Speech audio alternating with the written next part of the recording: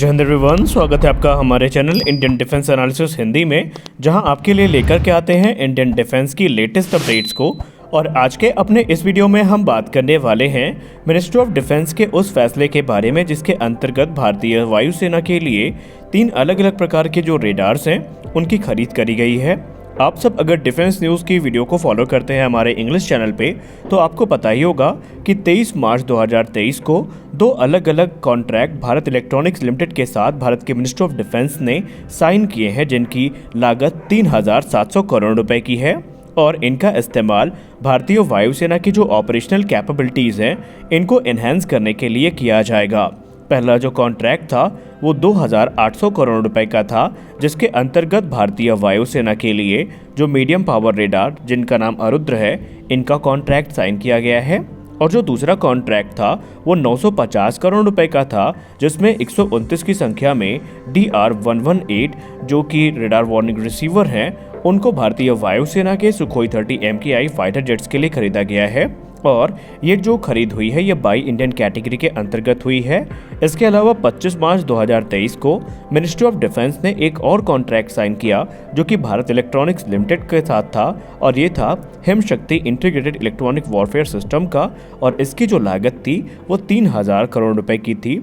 और ये जो ऑर्डर है ये अगले 2 वर्षों में कंप्लीट कर लिए जाएंगे। तो आइए एक एक करके इन सिस्टम्स के बारे में डिटेल में जानते हैं। शुरुआत करते हैं हिमशक्ति इंटीग्रेटेड इलेक्ट्रॉनिक वॉरफेयर सिस्टम से। जैसा कि हमने आपको बताया कि ये एक इंटीग्रेटेड इलेक्ट्रॉनिक वॉरफेयर सिस्टम है जिसे भारतीय थल सेना के लिए विकसित किया गया है, और इसे मुख्य तौर पर जो माउंटेनियस टेरेन है वहाँ पर इस्तेमाल किया जाएगा। इसे पूरी तरीके से स्वदेशी टेक्नोलॉजी पर आधारित किया गया है और इसे DRDO के लैब के द्वारा बनाया गया है। इसमें लो पावर ECM चेन और इलेक्ट्रो ऑप्टिकल सेंसर सब सिस्टम भी होते हैं। अगर हम हिमशक्ति की बात करें तो इसमें control, communication, radar, cellular, satellite electronic warfare segment होते हैं। इसके अलावा ये कई सेवरल की सिस्टम को कंटेन करता है, जिसमें ultra violet very high frequency directional finder, ultra violet very high frequency jammer, high frequency direction finders, high frequency direction jammer और स्टैंड अलोन जैमर्स होते हैं। इन सारे सिस्टम्स को 80 अलग अलग व्हीकल्स पे माउंट किया जाएगा, और इस प्रकार एक जो कंप्लीट हिमशक्ति सिस्टम है वो कॉन्स्टिट्यूट होगा। हिमशक्ति की बात करें तो ये cellular interception system, satellite intercept system या फिर स्पेशल इंफॉर्मेशन वॉरफेयर सिस्टम को भी ऑपरेट करने में कैपेबल होगा।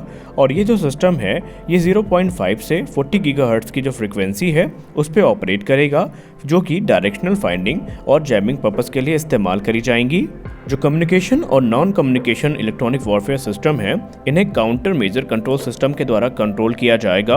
और इस सिस्टम के निर्माण के बाद DRDO ने एक जो बहुत ही महत्वपूर्ण कदम है वो इंटीग्रेटेड इलेक्ट्रॉनिक वॉरफेयर सिस्टम के क्षेत्र में रख दिया है, और इसे एक बहुत बड़ी उपलब्धि के तौर पे भी देखा जा रहा है। एडिशनली ये जो नई टेक्नोलॉजी है ये बेसिकली 10,000 स्क्वायर किलोमीटर के एरिया में जो फ्रिक्वेंसीज हैं उनको जैम करने की कैपेबिलिटी के साथ में आएंगी, और इन व्हीकल्स को इजीली एयरलिफ्ट भी किया जा सकेगा। इवन इन्हें माउंटेन टॉप पे भी डिप्लॉय किया जा सकेगा काफ़ी ईजिली। और अगर हम बात करें इंडियन एयरफोर्स के वर्जन की, तो इंडियन एयरफोर्स का जो सिस्टम है उसे GBMES यानी ground based mobile elite system के तौर पर जाना जाएगा। अब आइए बात कर लेते हैं दूसरे बड़ी प्रोक्योरमेंट के बारे में, जो कि है मीडियम पावर रेडार आरुद्र। आइए जानते हैं आरुद्र कैसा रेडार है और इसे क्यों खरीदा गया है। आरुद्र की बात करें तो ये मीडियम पावर रेडार होने वाले हैं जिन्हें स्वदेशी तौर पर डिज़ाइन और डेवलप किया गया है defence research and development organisation के द्वारा, और इसको मैन्युफैक्चर करने की जो जिम्मेदारी है वो भारत इलेक्ट्रॉनिक्स लिमिटेड के कंधों पर है। इसके जो सक्सेसफुल ट्रायल्स हैं वो ऑलरेडी इंडियन एयरफोर्स के द्वारा कंडक्ट किए जा चुके हैं। ये एक 4D multi function faced arrow radar है जो कि एजिमुथ और एलिवेशन दोनों जगह सर्विलेंस डिटेक्शन और ट्रैकिंग जो कि एरियल टारगेट्स की है उसको करने में सक्षम है। और ये जो सिस्टम है ये काफ़ी एडवांस होंगे, और इसमें टारगेट आइडेंटिफिकेशन है वो काफ़ी अच्छे से हो पाएगा, और इसका श्रेय जाता है इसमें जो फ्रंट एंड फोर्स सिस्टम्स हैं उनको। ये ईजिली जो टारगेट्स हैं उनको आइडेंटिफाई भी कर सकेंगे। अगर हम इस सिस्टम की जो इंस्ट्रूमेंटेड रेंज है उसकी बात करें तो वो 400 किलोमीटर की है, और ये 2 square metre radar cross section के जो टारगेट्स हैं इनको 300 किलोमीटर की रेंज से ही डिटेक्ट करने में सक्षम होंगे। और अगर हम एल्टीट्यूड की बात करें तो ये एल्टीट्यूड में 100 मीटर से लेकर के 30 किलोमीटर के दायरे में कोई भी जो एरियल एक्टिविटी है उसको ईजिली देख सकेंगे और आइडेंटिफाई और ट्रैक कर सकेंगे। इस रेडार को या तो स्टीयरिंग या फिर रोटेशन मोड में ऑपरेट किया जा सकता है, अगर हम रोटेशन मोड की बात करें तो इसका जो एंटीना है वो 7.5 से 15 आरपीएम पे रोटेट करता है। अगर हम सर्विलेंस कवरेज की बात करें तो एजिमथ में इसके 360 डिग्री की कवरेज होती है, वही एलिवेशन में ये 30 डिग्री की कवरेज को प्रदान करता है। वहीं अगर हम स्टीयरिंग मोड पे बात करें इसके ऑपरेशन की तो इसका जो कवरेज है वो एजिमथ में 60 डिग्रीज का होता है, वहीं एलिवेशन में 30 डिग्रीज की जो कवरेज है वो इस रेडार से प्रदान की जाती है।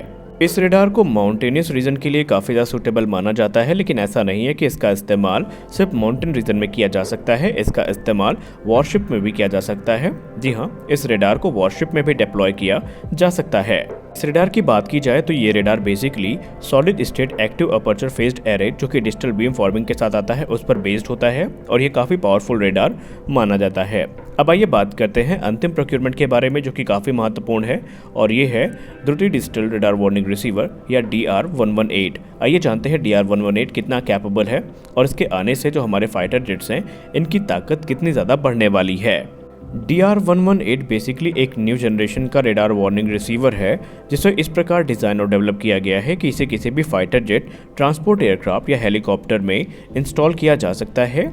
ये अलग अलग एयरबॉर्न, शिपबॉर्न, ग्राउंड बेस्ड और इसके अलावा जो टारगेट ट्रैकिंग या फिर मिसाइल गाइडेंस रेडार हैं उनको इंटरसेप्ट कर सकता है।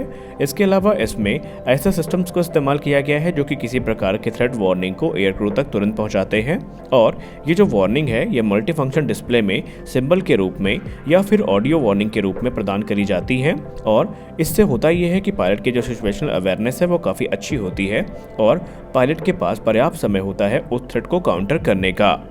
द्रुति एक state of the art 6 channel digital radar warning receiver है जो न सिर्फ वाइड डायनेमिक रेंज और लार्ज बैंडविड्थ डिटेक्शन को ऑफर करता है, इसके अलावा ये अच्छी सेंसिटिविटी, सिलेक्टिविटी और वाइड इंस्टेंटेनियस बैंडविड्थ को भी ऑफर करता है।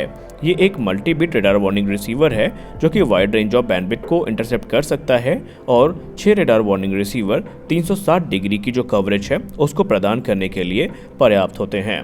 अगस्त 2021 में भारतीय वायुसेना के द्वारा रिपोर्ट में ये बताया गया था कि उन्होंने 1000 करोड़ रुपए का जो प्रोजेक्ट है रेडार वार्निंग रिसीवर जो कि सुखोई 30 MKI में इस्तेमाल किया जाते हैं जिनकी संख्या 125 है उनको रिप्लेस करने या अपग्रेड करने की बात कही थी। हालांकि अभी तक ये क्लियर नहीं हो पाया है कि अभी कितने सुखोई 30 MKI को ये जो द्रुति रेडार वार्निंग रिसीवर है ये मिलने वाले हैं, लेकिन अगर हम बात करें रिपोर्ट्स की तो ये माना जा रहा है कि भारतीय वायुसेना के सुखोई की पूरी फ्लीट जो है उनको ये जो लेटेस्ट रेडार वार्निंग रिसीवर्स हैं उनसे इक्विप किया जाएगा। तो आज के इस वीडियो में बस इतना ही, मिलते हैं अपने अगले वीडियो में कुछ और अपडेट्स के साथ, तब तक के लिए जय हिंद।